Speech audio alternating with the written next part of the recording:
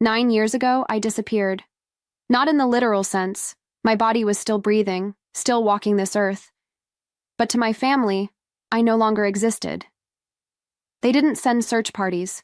They didn't ask questions. They didn't even speak my name. It started with a whisper, a lie wrapped in good manners. One check went missing from the family trust, then another. And somehow, fingers pointed at me.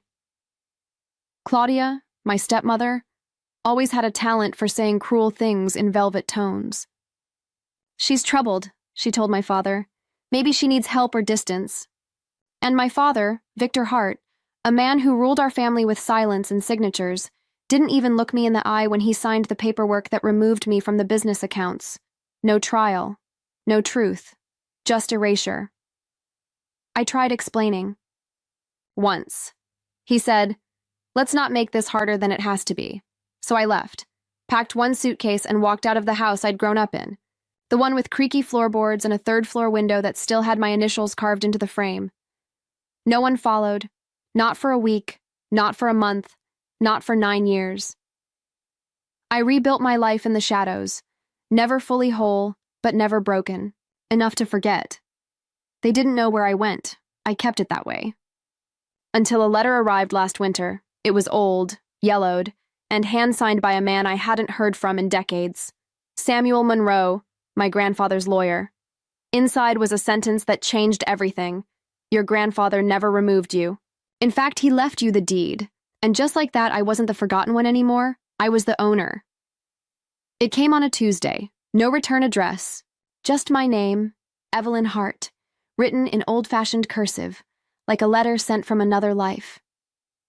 For a moment, I thought it was a prank. Or worse, a trap. But something told me to open it. Inside was a single page. Cream stock. Heavy texture. The signature at the bottom sent a shiver down my spine. Samuel Monroe. My grandfather's former attorney. The last man I remembered treating me like a person instead of a problem. I hadn't heard that name since I was 19. The letter read, "Miss Hart, I apologize for the lateness of this delivery. Your grandfather left instructions that this document only be shared in the event of legal challenge, or after 9 full years of your absence. Attached is a certified copy of the deed to the Hart estate. You are its sole beneficiary. This deed supersedes all prior claims or transfers." I read it 3 times. My fingers went numb. The Hart estate. The same property they'd accused me of stealing from. The house they'd banished me from. Mine. There was no if in the letter. No ambiguity. Just legal certainty, backed by seals and signatures. I called the number at the bottom. Monroe's voice was raspy but steady. "I kept my word to your grandfather. He wanted you protected." Protected? No one had protected me in 9 years. But suddenly, I had leverage. Not just a legal document. The deed. The one thing none of them could ignore. Not Victor. Not Claudia.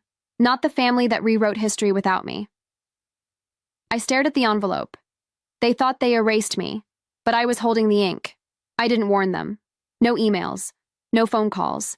No polite RSVP to their annual winter soiree at the estate, the same event I once helped plan, down to the place settings and centerpieces. This year I wasn't invited, but I was coming anyway. I took the early flight, no luggage, but a folder of legal documents and a coat the same color as the January sky. Slate gray, clean, unreadable. When I arrived at the gates, the security guard didn't recognize me. I didn't blame him. 9 years and 3 cities later, even I barely recognized myself.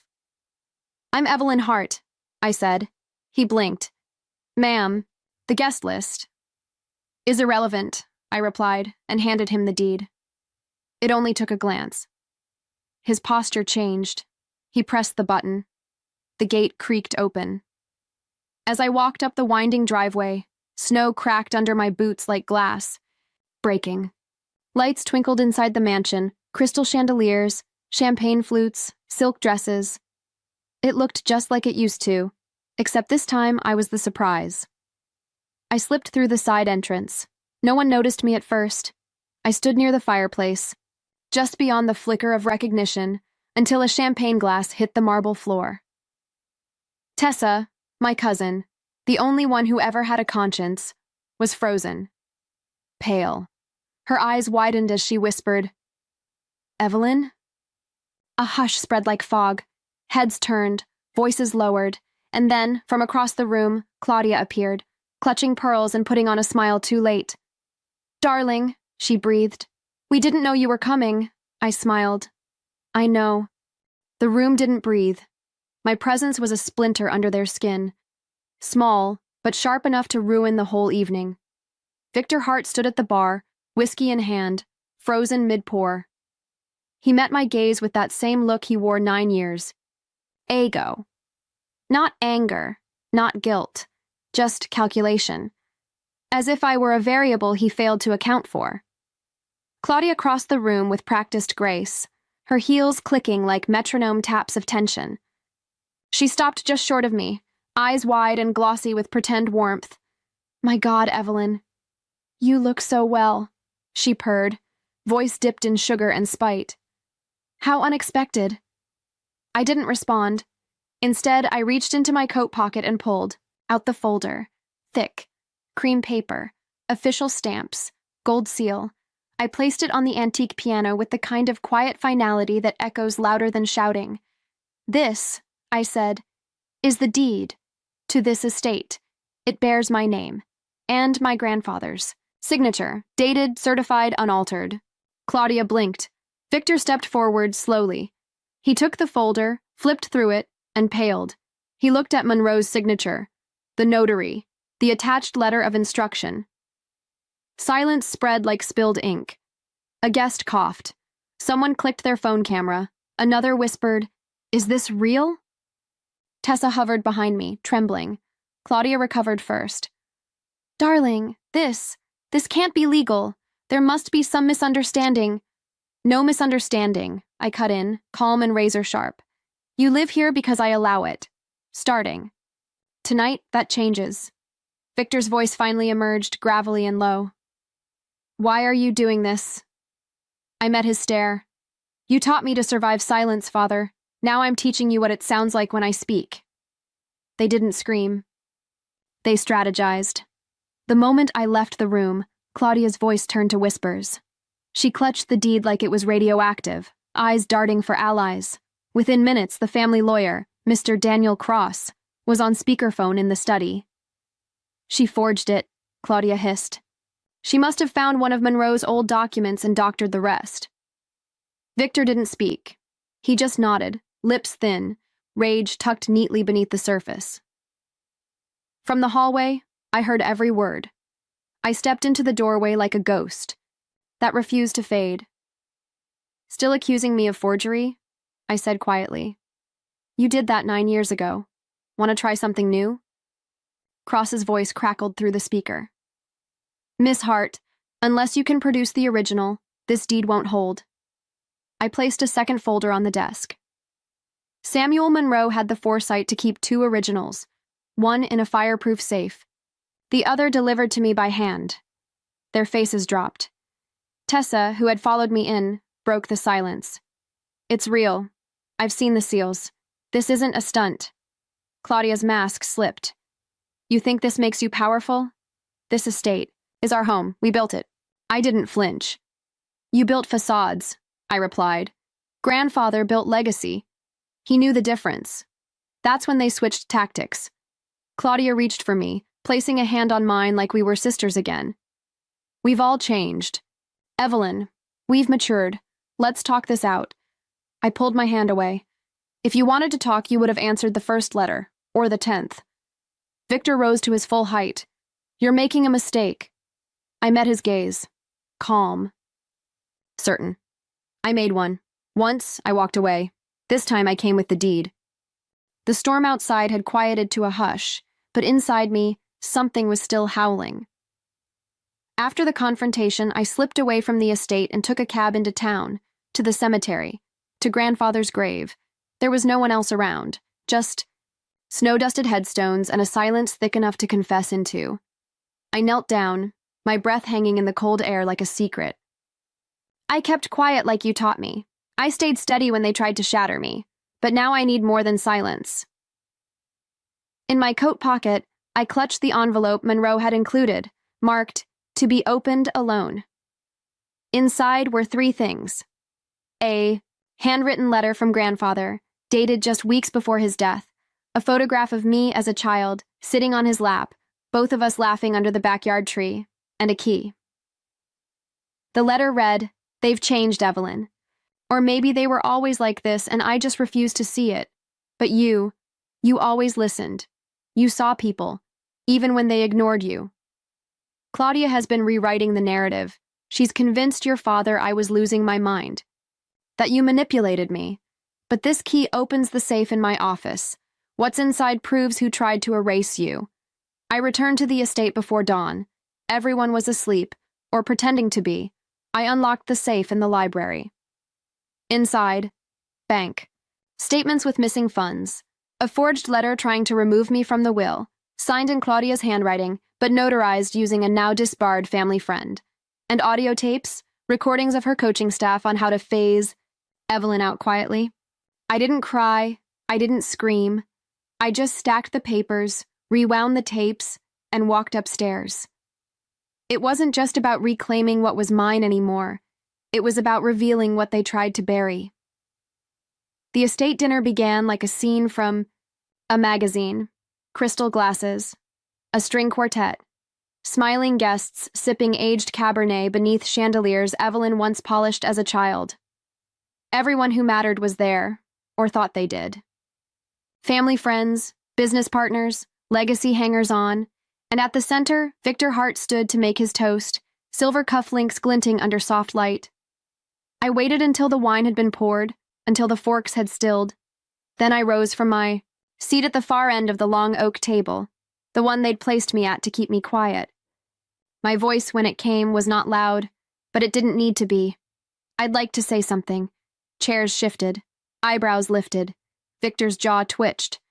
Claudia set her glass down without sipping. I walked slowly to the head of the table, my heels echoing on the hardwood like clock ticks before a detonation. I placed a small speaker in the center, pressed play. The voice that poured out was gravelly, familiar, dead. If they find this, Evelyn, it means they tried to erase you. Again. But I left this recording because the truth deserves daylight. You are the rightful heir to this home, not because of blood, but because of integrity. Gasps broke the silence. I held up a folder and began handing copies down the table, page after page of financial records, notarized statements, and that forged letter Claudia thought had vanished. You said I was unstable, that I stole from you, that I didn't belong, I said calmly. But the truth is, you were afraid of what I inherited. Not money, not land, but memory. Claudia stood, eyes flashing. This is a performance. No, I interrupted. That was your specialty. I turned to Victor. You knew, or you didn't want to know. Either way, you watched them exile your daughter because it was easier than facing what your wife really was. A phone camera clicked. Another guest whispered, "She owns the estate?"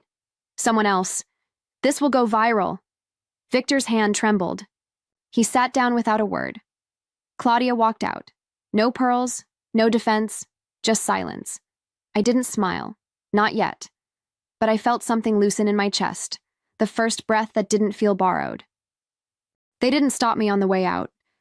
Not Victor, not Claudia, not the cousins who once laughed when I was forced to pack my things and leave without a car in the middle of the night. The same driveway they watched me walk down in disgrace. I walked, back up it in silence, and this time, I didn't knock. The next morning, I returned with the estate manager, Mrs. Langley, a woman who'd worked here since I was 5. She met me at the side door, hands wringing her apron. I always knew. You'd come back, she whispered. I didn't, I replied, handing her a new contract. But I'm here now. In the sunroom, Victor sat alone, robe pressed, face unreadable. He looked older than I remembered, smaller. I suppose this is where you ask us to leave, he said without lifting his eyes. I shook my head. No. Not yet. His brow lifted, just barely. I want a few things moved out of storage, I said. The swing from the backyard, my mother's records, and my name. Put it back on the house title, where it always belonged. He didn't protest. He just nodded slowly. And for the first time in my life, he said something honest. You were always the strongest. We just didn't know how to love that. I didn't answer. There was nothing left to prove, only things to build. The ceasefire didn't last long. 3. Days after the dinner, I received a letter, thick, embossed, wrapped in arrogance. Victor and Claudia were petitioning to contest the deed in probate court, claiming undue influence, mental decline, and fraudulent reinstatement. They were grasping at ghosts. Their attorney was new, flashy, loud. He sent over an aggressive notice demanding a deposition and temporary hold on the estate transfer. I didn't flinch. I'd already retained Alexis Lynn, a quiet storm of a litigator who'd once dismantled a billion-dollar real estate dynasty in court, and did it wearing ballet flats. She read the letter, smiled once, and said, "Let them come."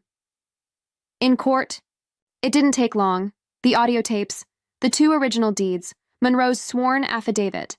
Even Claudia's voice recorded instructing the staff to never let Evelyn back in. The judge's ruling was swift and brutal. The court finds the actions of the respondents to be both fraudulent and malicious in intent. The deed stands. Sole ownership remains with Miss Evelyn Hart. Outside the courtroom, press snapped photos. A reporter shouted, "Ms. Hart, will you be pressing charges?" I paused. No, I'm not here for revenge. But I wasn't there for reconciliation either. Victor didn't look at me as they walked out. Claudia did, and for the first time, she looked afraid, not of exposure, but of irrelevance. I didn't follow them. I had a home to return to, one they no longer belonged in. The offers came in faster than the lawsuits. Developers, luxury hotel chains, historical trusts, all eager to sink their teeth into the Hart estate now that it had made headlines. One proposal came in at $18.7 million with promises of preserving the architectural soul while turning the house into a retreat center for CEOs. I didn't even finish reading it because what they wanted was the house, but what I'd taken back was history. I walked the halls one morning with a cup of black coffee just like my mother used to. She'd play jazz on the old record player and hum along while folding laundry in the sunroom. Her old records were still in storage, dusty but intact. I had them cleaned, cataloged, and restored. The house started humming again, and then did something no one expected. I opened one wing of the estate to serve as a women's refuge, named in my mother's honor, the Marigold Wing. For women cut off, discarded, erased. The plaque out front reads, "To those who were told, to disappear you deserve doors that open." Victor never visited. Claudia sent one last letter, unsigned, just a check. I donated it to the shelter and mailed the receipt back. Some things can't be bought, and some homes can't be sold. The estate didn't need new marble or rebranding. It needed memory, and I remembered everything. I no longer needed their silence to scream my worth. The newspapers had moved on, the lawsuits had ended, but my story, the real one, was only beginning. I wasn't the same woman who walked out 9 years ago with a suitcase and shame stitched into her spine. That Evelyn had been erased. This one rewrote herself. I started small, restoring the kitchen tiles by hand. They still had flour stains in the grout from the last pie my mother ever baked. The first time I knelt down to clean them, I cried. Not out of grief, but relief, because I was finally allowed to remember her in color. Word spread about the Marigold Wing. Donations came in. Volunteers followed. One of them was Tessa. She brought coffee every Sunday and never asked for credit. "You never said thank you," she joked once. "I didn't have to," I said. "You stayed when it mattered." I hosted my first dinner at the estate the following winter. Not a gala, not a fundraiser. Just a long table, good soup, and people who saw me as Evelyn, not a headline. At the end of the night, someone asked if I ever missed them, the people who cast me out. I looked toward the window, where snow fell just like it did the night. I returned. No, I said. I don't miss ghosts. I smiled, and this time I wasn't pretending. The snow had started again, soft this time, like forgiveness, if you believed in that kind of thing. I stood beneath the old willow tree, in the back garden, the one grandfather planted the day I was born. Its branches still bent toward the earth, like it had been waiting for me all this time. The wind was cold, but I didn't pull my coat tighter. I wanted to feel everything. They buried me in silence. But I returned with truth, not to shame them. Not to impress them, just to remind them, and myself, that erasure only works if you let it stick. I didn't come back to reclaim a house. Came back to become someone no one could steal again. The kind of woman who doesn't need a seat at their table because she's building her own. The kind of woman who knows legacy isn't marble or money. It's what you leave standing after. Everyone else walks away. The camera pulls wide. Evelyn walks alone through the garden. No more shadows, no more whispers, only the sound of boots in snow. And somewhere in the distance, the faint hum of jazz, playing from the open window of the sunroom. You don't have to burn bridges to leave. Some of us just outgrow what was never meant to hold us. They never expected to see me again, but I didn't come for them. I came with the deed,